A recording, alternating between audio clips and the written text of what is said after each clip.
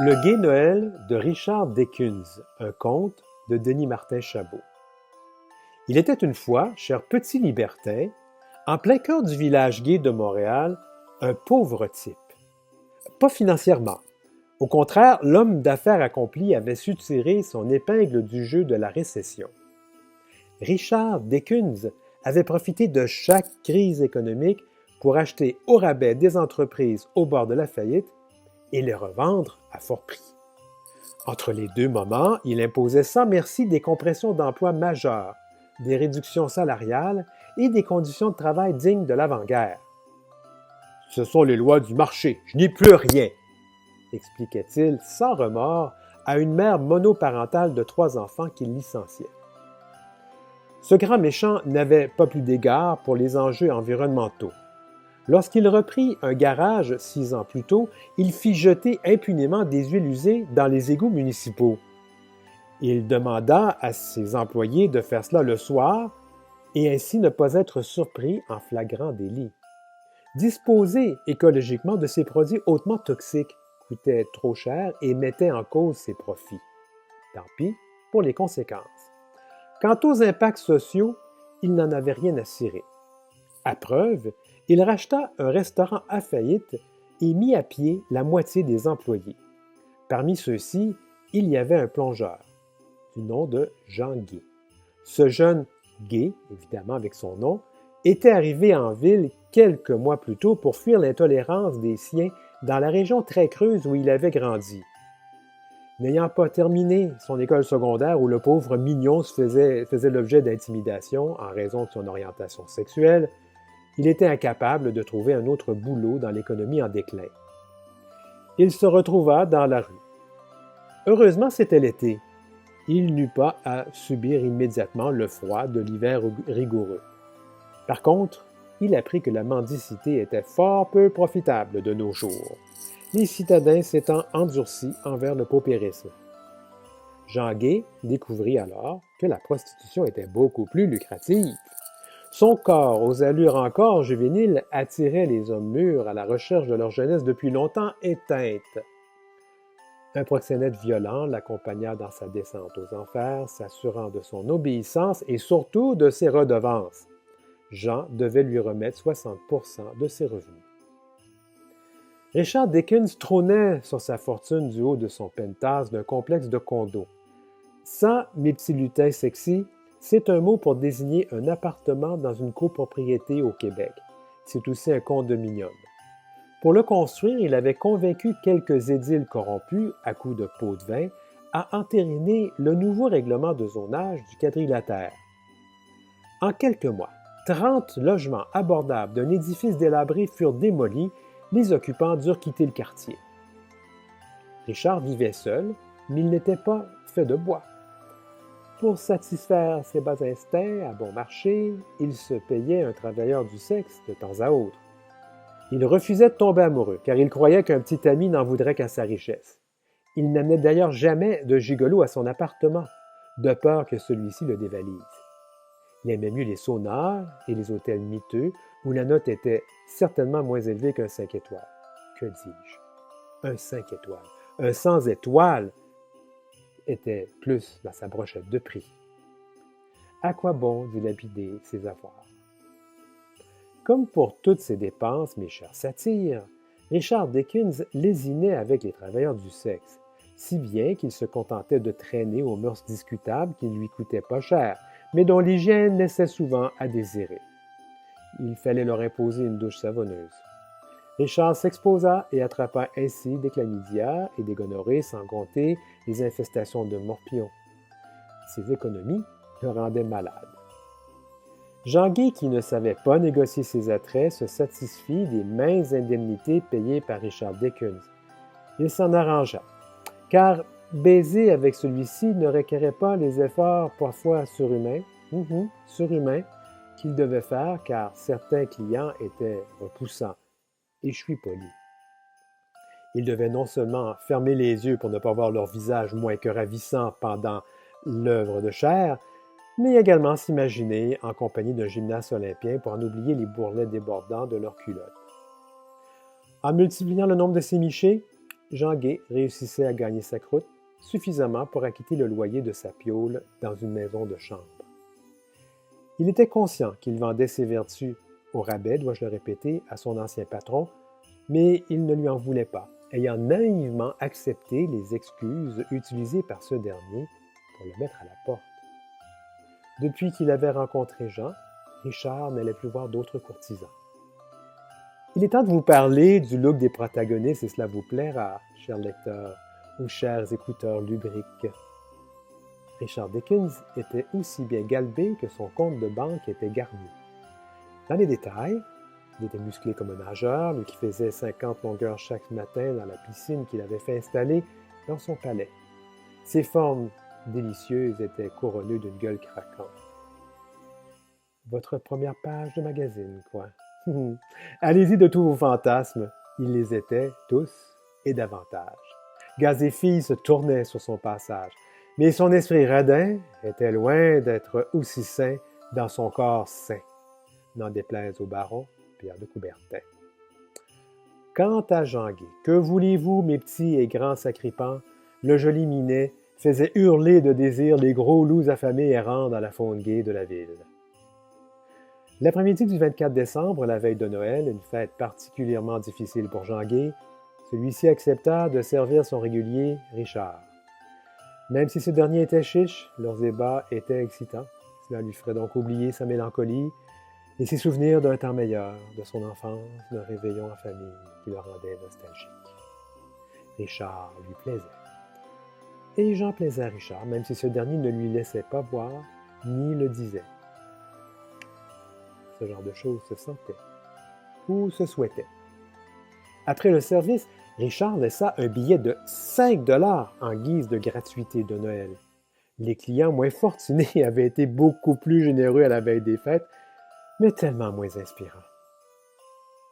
Fatigué par la copulation éreintante mais satisfaisante, Richard se dirigea vers son condominium. Il aurait bien voulu y ramener Jean pour passer la nuit avec lui. Non, qu'est-ce qu'il dit là? Avait-il oublié que cela pourrait lui coûter beaucoup d'argent? Et le travailleur du sexe n'est probablement pas intéressé. Entre eux, ce n'est que du commerce, pas de sentiments. Sur le chemin du retour, il dut composer avec le trafic des consommateurs de dernière minute à la course pour terminer leurs emplettes de Noël. Cela ne lui plut guère, lui qui détestait les fêtes de fin d'année. Une autre occasion de gaspiller son argent au lieu de le faire fructifier dans de bons placements.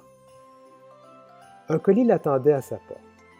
Il n'avait pourtant rien commandé ni d'Amazon ni d'eBay, lui qui ne dépensait jamais ses sous dans ses achats inutiles.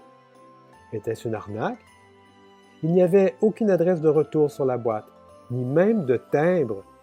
Non seulement son nom et la mention « Joyeux Noël » y étaient inscrits. Un cadeau? Qui pourrait bien lui offrir un cadeau, lui le pingre? Je me pose aussi la question. La curiosité rongea Richard Dickens. Celui-ci rentra et prit à peine le temps de retirer son manteau et de l'accrocher dans le placard, puis il déballa le paquet qui ne contenait qu'un petit flasque de liquide tricolore, rouge, blanc et vert, les couleurs de Noël. Il le secoua, mais les trois teintes ne se mélangèrent pas. Les mots « élixir du bonheur » étaient inscrits à la main sur l'étiquette avec les instructions « Profitez enfin de l'esprit de Noël, à boire en 3 gorgées avant de se coucher. » Un élixir de bonheur, quelle idée! Un voisin lui avait certainement préparé une liqueur des fêtes pour le remercier de, il ne sait pas quoi, mais il s'en fout. Un cadeau, c'est gratuit, aussi bien s'en délecter. Il ouvrit le flacon et un arôme de bonbons lui rappela de précieux souvenirs d'enfance, le réveillon de famille, le sapin illuminé, les cadeaux, les souvenirs qu'il avait depuis longtemps oubliés parce qu'associés aux achats d'étrennes. Encore de l'argent jeté par les fenêtres, pensait-il. La petite bouteille contenait juste assez du produit pour l'avaler en 3 gorgées, ce qu'il fit. Il ne se sentait ni plus ou moins heureux. C'était de la frime. Fallait s'y attendre. Il éprouva soudainement un coup de barre. La séance avec Jean Gué l'avait probablement vidé de ses énergies. Il s'allongea sur le sofa, histoire de fermer l'œil pendant quelques moments qui lui semblèrent quelques heures ou une nuit entière. OK, la durée de son sommeil n'a pas d'importance, mes petits minets, pourvu qu'il se soit dormi assez longtemps pour la suite. Des bruits provenant de la cuisine le réveillèrent en sursaut. Voilà! Comment serait-ce possible, lui qui verrouillait ses portes à double tour, sans oublier que l'accès à son édifice était contrôlé? Ah, j'en entends quelques-uns rouspéter. Croyez ce que vous voulez, c'est comme ça, quelqu'un s'est introduit chez lui. Encore un peu groggy, il se leva et se rendit de peine et de misère vers la pièce. À sa grande surprise, un homme vêtu de rouge s'affairait dans ses pots et ses ustensiles. Il ressemblait au Père Noël. Mais Richard ne croyait pas au Père Noël. « Oh, oh, oh, je ne trouve rien ici, répliqua l'intrus qui cherchait une cuillère. Que faites-vous là? Oh, oh, oh, je prépare des biscuits car tu ne m'en avais pas laissé. Richard pouffa de rire. Après tout, ce Père Noël n'était pas du tout comme ceux des centres commerciaux. Celui-ci était musclé, sexy, dans un costume ajusté et beau comme un cœur avec ses tifs tirant sur le gris et le blanc, de même couleur que sa barbe bien taillée. Assez pour exciter tous les petits lutins vicieux du monde, hein? C'est impossible, dites-vous? Je suis bien d'accord, mais c'est moi qui raconte l'histoire, pas vous. De toute façon, admettez que vous aimez bien la description du Père Noël. Je soupçonne que certains d'entre vous souhaiteraient s'asseoir sur ses genoux et lui dire que vous avez été sage ou méchant toute l'année. Mais ça, c'est pour un autre conte. Qui êtes-vous? Ben, tu le sais, voyons, aide-moi à cuisiner des biscuits. Il y en avait déjà certains qui refroidissant sur des plateaux. Ce sont des biscuits au caroube édulcorés au stevia. Perplexe, Richard n'arrivait pas à prononcer un seul mot. C'est une plante qui remplace le sucre. Ah, d'accord. Et tu n'as que du lait homogénéisé à 3% de gras. Ce n'est pas bon pour moi non plus, hein, je souffre d'intolérance au lactose. L'autre demeura bouche bée. Ne reste pas là comme ça, continua le gaillard. Habille-toi, nous irons en chercher. Richard fit ce que le type lui demanda. Lorsqu'ils sortirent, il faisait nuit. Le ciel était étoilé. Il neigeait à gros flocons, mais il ne faisait pas froid. Le Père Noël, appelons-le comme ça, saisit les clés de sa poche de son manteau. Des bips retentirent, indiquant qu'il déverrouillait les portes de son véhicule, une Jeep rouge, sport rouge et hybride. Ben là, je n'allais quand même pas, en 2020, lui faire conduire un traîneau avec des rênes, ce qui n'est pas très pratique en ville. Le code de la sécurité routière ne le permet pas sur les autoroutes non plus. En plus, le traîneau à rênes n'attire pas les mecs autant qu'une Jeep. Et le Père Noël a des besoins comme tout le monde. Puis hybride, ben, en 2020, il faut être écologique, mes petits pollueurs. Ils prirent la route vers le dépanneur, le seul commerce encore ouvert la veille de Noël, où ils se procurèrent le précieux liquide sans lactose. Mais au retour, ils s'engagèrent sur un chemin inconnu. Richard ne dit rien, toujours sur le choc de son étrange rencontre. Le Père Noël immobilisa son véhicule devant une maison de chambre délabrée. « Pourquoi arrêtons-nous là? Je veux que tu vois la misère que tu as causée avec tes reprises de faillite et redressements d'entreprise.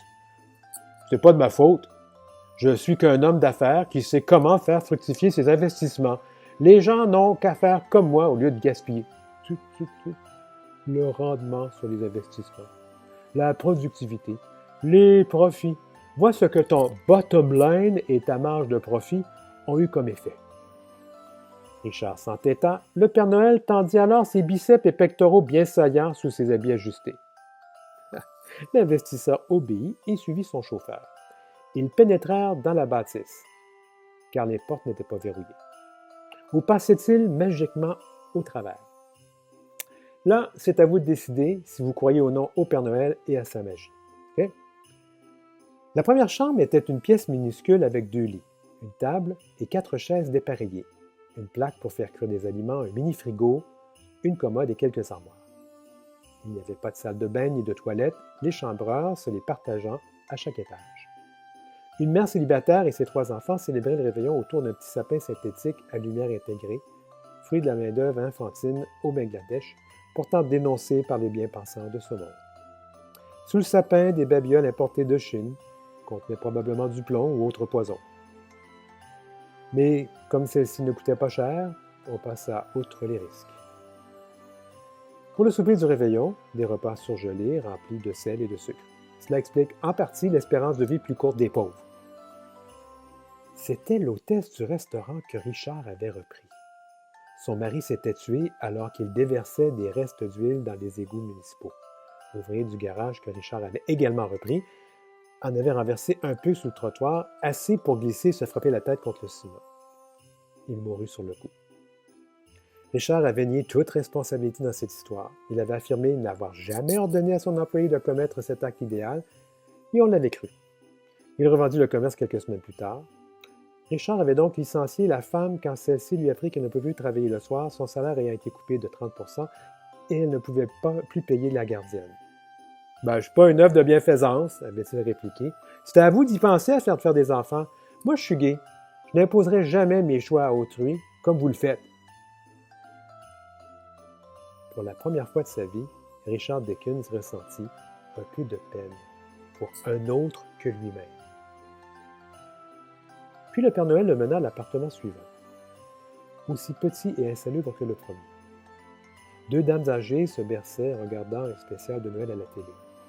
Celles-ci avaient perdu leur caisse de retraite dans une autre tractation financière complétée par Richard Dickens. « Les fonds de pension, là, c'est de la bouillie pour les chats, dit-il alors qu'il dilapidait celui des deux femmes. Les gens doivent apprendre à investir leur argent eux-mêmes et le faire fructifier. Je suis quand même pas un service d'aide sociale. » La vue des deux vieilles le désola. À la troisième chambre, étonnamment bien rangée, il aperçut Jean Guy. Seul dans sa piaule, il pansait ses plaies au visage et aux bras infligées par son dernier client.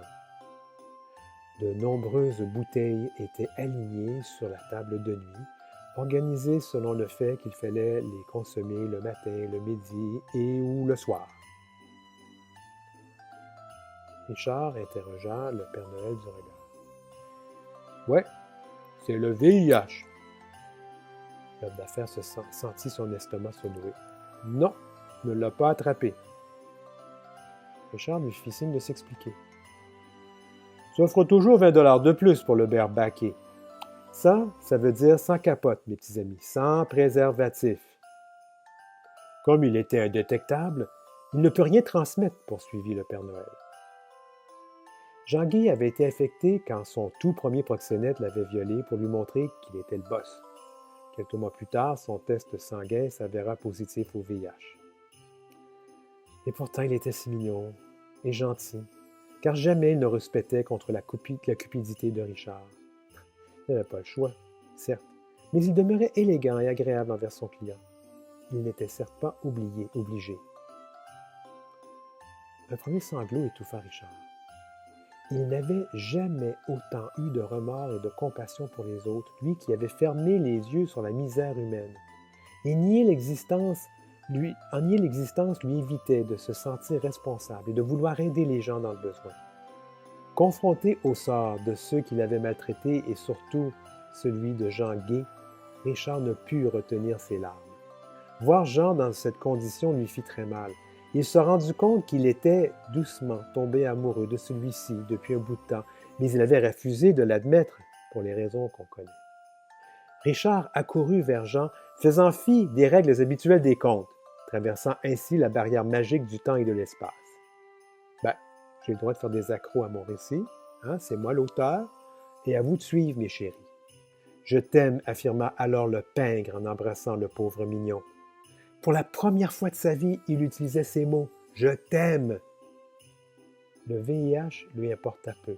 D'ailleurs, il promit à Jean de lui payer sa trithérapie et tous les autres soins dont il aurait besoin. Il lui offrit de venir vivre avec lui dans son énorme appartement. Le lendemain, Richard se réveilla dans le grand lit de son immense chambre à coucher de son condo encore plus spacieux. Ses souvenirs de la veille étaient embrouillés. Richard se rappela vaguement le Père Noël et la visite de la maison délabrée. Il crut que ce n'était qu'un songe jusqu'à ce qu'il se retourne pour voir Jean, dormant, à son côté. Richard alla directement à la cuisine. Des miettes de biscuits et un verre de lait sale traînaient sur le comptoir. Le lave-vaisselle était rempli de tôles à pâtisserie, de bols à mélanger et ustensiles. Se dit-il, ce n'était qu'un rêve. Sur la table à café, il aperçut le paquet de la veille déballé et la petite bouteille de liquide à 3 couleurs rouge, blanc et vert. À son grand étonnement, elle n'a pas été ouverte. Sur l'étiquette, il y avait l'inscription « Plaisir de Noël, liqueur du temps des fêtes à servir avec glaçons ». Il était confus.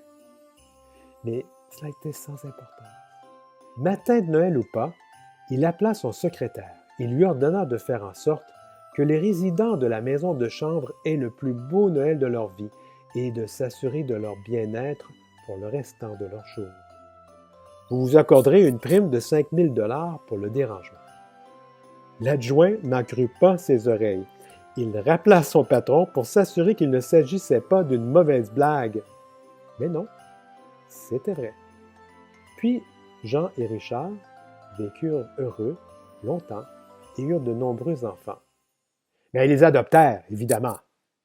Quant au Père Noël, ben là, croyez ce que vous voulez. Par contre, un des voisins de Richard s'appelle Pierre Noël. Bonne quarantaine, barbe et cheveux grisonnants, baraqués car il s'entraîne pour les triathlons, les Ironman. Il est également membre d'organisations charitables de soutien aux démunis. Joyeux Noël!